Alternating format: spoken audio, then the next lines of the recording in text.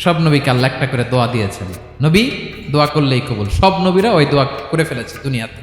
বিশ্বনবী বলেন আমি করি নাই, আমি দুনিয়ার বুকে কঠিন বিপদে পড়েও কোনোদিন করি নাই। আমি আমার স্পেশাল দোয়াটা কিয়ামতের দিন আমার গুনাহগার উম্মতকে সুপারিশের জন্য রেখে দিয়েছি।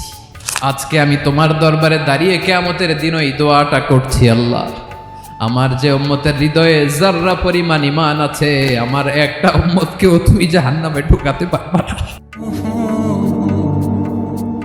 বিশ্বনবী একবার ছাগলের রান খাচ্ছিলেন, খেতে খেতে বিশ্বনবী বলেন আনা সাইয়্যিদুন নাস ইয়াউমাল কিয়ামা, আমি কিয়ামতের দিন সর্বশ্রেষ্ঠ হব, মানুষের মধ্যে সর্বশ্রেষ্ঠ সেরা আমি বিশ্বনবী। আলহামদুলিল্লাহ পড়েন।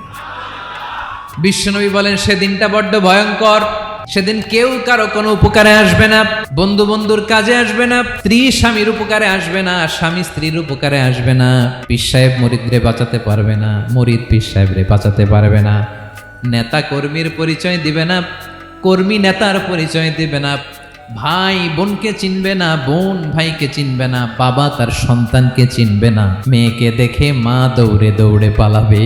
বড্ড ভয়ঙ্কর দিন। বিশ্বনবী বলবেন জমিনটা এখনকার মতো থাকবে না, পুরো জমিনটা সমান হয়ে যাবে ফ্ল্যাট। এখন তো গোল, তখন ফ্ল্যাট। সবাই এক জমিনের উপরে দাঁড়াবে, সূর্যটা মাথার কাছে চলে আসবে, সূর্যের গরমে মানুষের মাথার মগজ গলে গলে কানের ছিদ্র নাকের ছিদ্র দিয়ে বেয়ে বেয়ে পড়বে।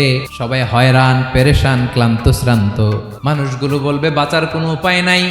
50,000 বছর মানুষ এরকম দৌড়াবে, চিৎকার করবে, কাঁদবে, বাঁচার কোনো উপায় নাই। সবাই বলবে আহ, আল্লাহ যদি বিচারটা শুরু করতো, যা হবার হবে, আগে বিচার শুরু করুন। বিচারই শুরু হয় না, বিচার শুরু হইতেই 50,000 বছর। আল্লাহ, 50,000 বছর, 5,000, 15,000 না, 50,000 বছর এরকম যাবে। মানুষগুলো কাঁদতে কাঁদতে বলবে চলো আমরা আদম আলাইহিস সালামের কাছে যাই, যেন আল্লাহর যে সুপারিশ করে, আল্লাহ আপনি বিচার শুরু করেন। কিয়ামতের ময়দানে সবাই মিলে সাইয়েদনা আদম আলাইহিস সালামের কাছে যেয়ে বলবে ইয়া আবাল বাশার ইয়া আউয়ালাল আম্বিয়া, ও আদম নবী আপনি দুনিয়ার বুকে প্রথম নবী, আল্লাহ নিজ হাতে আপনারে 60 হাত লম্বা করে বানিয়েছেন, আপনার সম্মানে ফেরেশতাদেরকে সেজদা দিতে বলেছেন, দুনিয়ার প্রথম নবী প্রথম মানুষ আপনি, আপনি আল্লাহর যে সুপারিশ করেন যেন আল্লাহ বিচার শুরু করে। আদম আলাইহিস সালাম বলবেন আমি পারবো না, কারণ আল্লাহ আমাকে একটা নিষিদ্ধ গাছের কাছে যেতে নিষেধ করেছিল, আমি ভুল করে এই গাছের ফল খেয়েছি। নাফসি নাফসি, আজকে আমার কি হবে আমি জানি না, আমি বড় লজ্জিত। আমারে যদি আল্লাহ জিজ্ঞেস করে কেন খাইছিলাম, আমার কোনো উত্তর নাই, তোমারে বাঁচামো কেমনে আমি?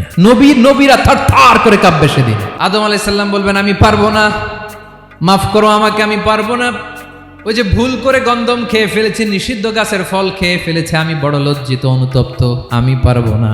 আজকে আল্লাহ এত রাগান্বিত হয়েছে, আগে কখনো আল্লাহ এত রাগান্বিত হয় না।